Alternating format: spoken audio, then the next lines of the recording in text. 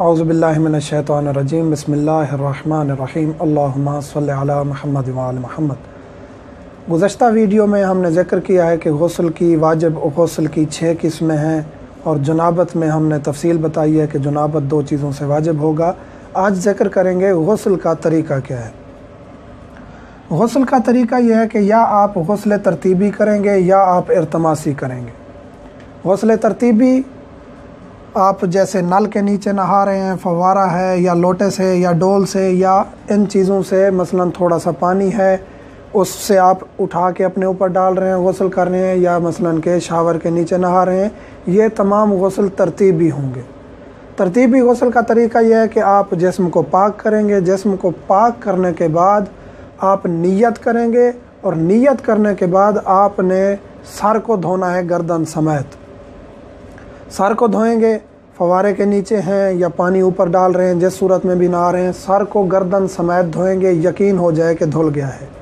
उसके बाद आपने दाएं साइड धोनी है और थोड़ा थोड़ा पानी एक्स्ट्रा दूसरी साइड पर भी डालना है ताकि यकीन हो जाए कि दाएं साइड धुल गई है। तमाम जिस्म को, तमाम हिस्सों को बालों समेत धोना ज़रूरी है मर्द के लिए। औरत के लिए अगर उसके बाल बहुत ज़्यादा लंबे हैं तो जो सर के करीब बाल होंगे औरत के लिए वो धोने वाजिब हैं। जो बहुत ज़्यादा लंबे बाल हैं, जो सर से इजाफी हैं शुमार होते हैं, वो औरत के लिए धोने वाजिब नहीं है। मर्द के लिए और औरत के लिए बाकी गुस्ल का तरीका एक ही है।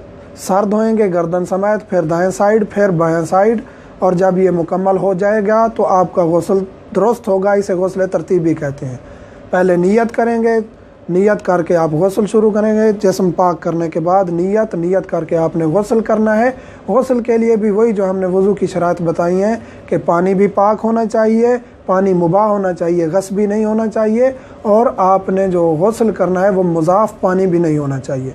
मसलन के शरबत वगैरह ना हो उसका, मसलन के मट्टी इतनी बहुत ज़्यादा ना हो कि वो पानी शुमार ना हो, या मसलन के हत्ता के गुलाब का जो अर्क है, जो आब गुलाब है, उससे भी आप वज़ू या गुस्ल नहीं कर सकते।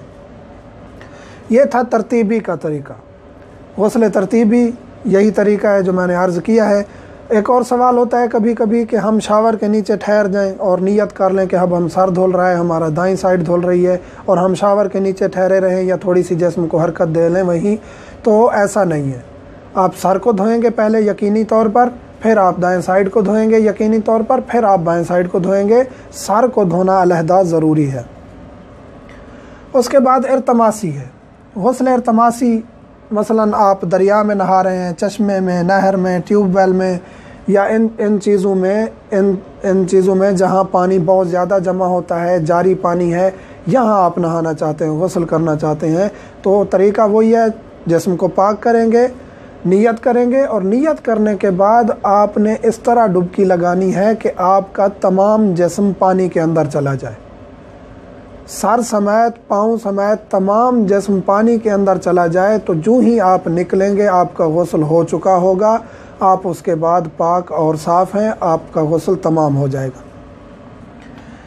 और यह तरतीबी और इर्तमासी गुस्ल का तरीका ये तमाम चीज़ों में चलेगा। मसलन कि आप गुस्ल जनाबत कर रहे हैं तो भी यही तरीका है, आप गुस्ल हैज़ कर रहे हैं तो भी यही तरीका है, आप नफास कर रहे हैं तो भी यही तरीका है, आप मैयत को गुस्ल दे रहे हैं तो वो भी यही तरीका है। 3 गुस्ल जो मैयत को दिए जाते हैं, बेरी का, काफूर का या साफ़ पानी का, ये तमाम जो हमने 6 चीज़ें बताई हैं, हैज़, नफास, इस्तिहाज़ा, मैयत, मस मैयत, ये तमाम गुस्ल का तरीका यही है, तरतीबी या इर्तमासी।